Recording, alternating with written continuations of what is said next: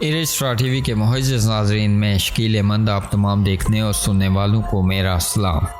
ناظرین، ایک بہتر اور خوشحال زندگی کی خواہش ایک فطری انسانی خصوصیت ہے۔ لوگ اپنے آبائی ممالک میں غربت اور سیاسی بدمنی سے بچنے کے لیے کسی حد کو بھی پار کرنے کو تیار ہیں۔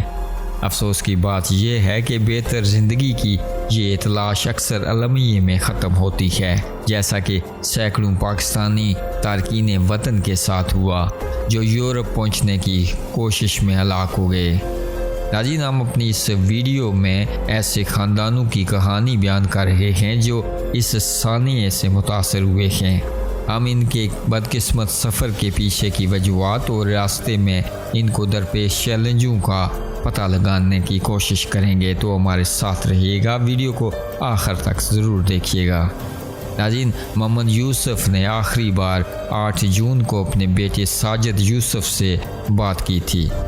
بیٹا لیبیا میں بے چینی سے انتظار کر رہا تھا کہ اسمگلر اسے اور سینکڑوں دیگر افراد کو بحر روم کی دوسری طرف جانے والی کشتی میں سوار کرے۔ ناظرین، ٹھیک 6 دن بعد مچھلی پکڑنے والا ٹریلر یونان کے ساحل پر ڈوب گیا۔ ناظرین، آزاد کشمیر کے چھوٹے سے قصبے کوئرٹا سے تعلق رکھنے والے ایک دکاندار اور 2 بچوں کے والد 28 سالہ ساجد ان سینکڑوں لاپتہ افراد میں شامل ہیں۔ ناظرین، یوسف نے روتے ہوئے کہا، میں کبھی نہیں چاہتا تھا کہ وہ چلے جائیں۔ ان کے بڑے بھائی نے بھی انہیں اس مہلک سمندری سفر کے خلاف مشورہ دیا تھا۔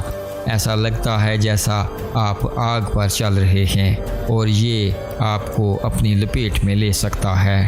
ہم نے اسے کئی بار کہا، اسے روکا، یہاں تک کہ ہم نے اسے لیبیا سے واپس آنے کے لیے بھی کہا۔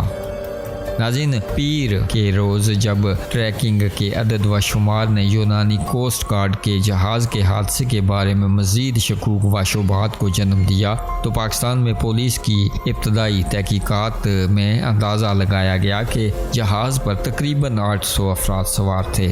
گواہوں کے بیانات میں یہ تعداد 400 سے 750 کے درمیان بتائی گئی تھی۔ یونانی حکام کا کہنا ہے کہ 104 افراد زندہ بچ گئے ہیں اور 78 لاشیں ساحل پر لائی گئی ہیں۔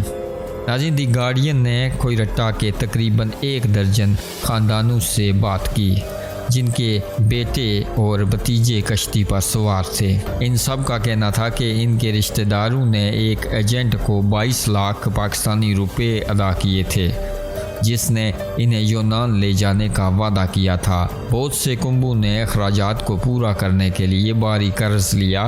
یہ سفر کرنے والوں میں سے زیادہ تر بالآخر اٹلی پہنچنے کی امید کر رہے تھے، جہاں اس علاقے کے تقریباً 500 افراد پہلے ہی منتقل ہو چکے تھے۔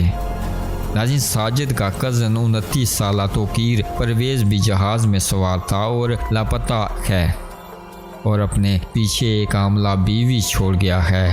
پرویز کے والد، جو ایک فیکٹری میں مزدور ہیں، نے ایجنٹ کی ادائیگی میں مدد کے لیے تقریباً 20 دوستوں اور رشتہ داروں سے پیسے ادھار لیے تھے۔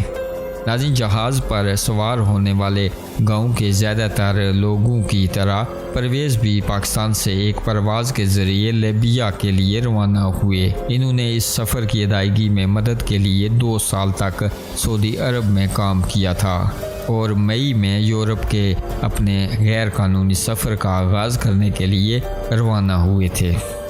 ناظرین، مقامی لوگوں کے مطابق اس علاقے کے تقریباً 100 افراد اب بھی لیبیا میں موجود ہیں اور کشتیوں پر سوار ہونے کا ارادہ رکھتے ہیں، لیکن اسمگلروں کی جانب سے ان کے فون بند کیے جانے کے بعد ان سے رابطہ نہیں ہو سکا۔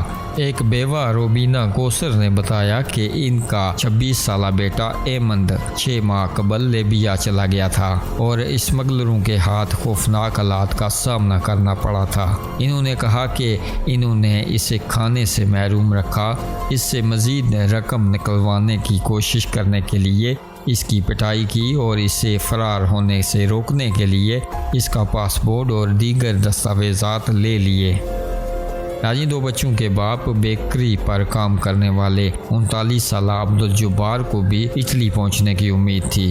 انہوں نے 5 جون کو دبئی اور پھر لیبیا کے لیے پرواز پکڑی۔ ان کے والد محمد انور نے کہا کہ ان کے بیٹے نے ان حالات کی وجہ سے پریشانی میں گرفون کیا تھا۔ جن حالات میں انہیں رکھا جا رہا تھا یہ آخری بار تھا جب انہوں نے اس سے سنا تھا۔ اس سفر کا خرچہ اٹھانے کے لیے عدنان بشیر نے 3 مئی کو جانے سے پہلے اپنی تمام بینسیں اور اپنی بیوی کے زیورات بیچ دیے۔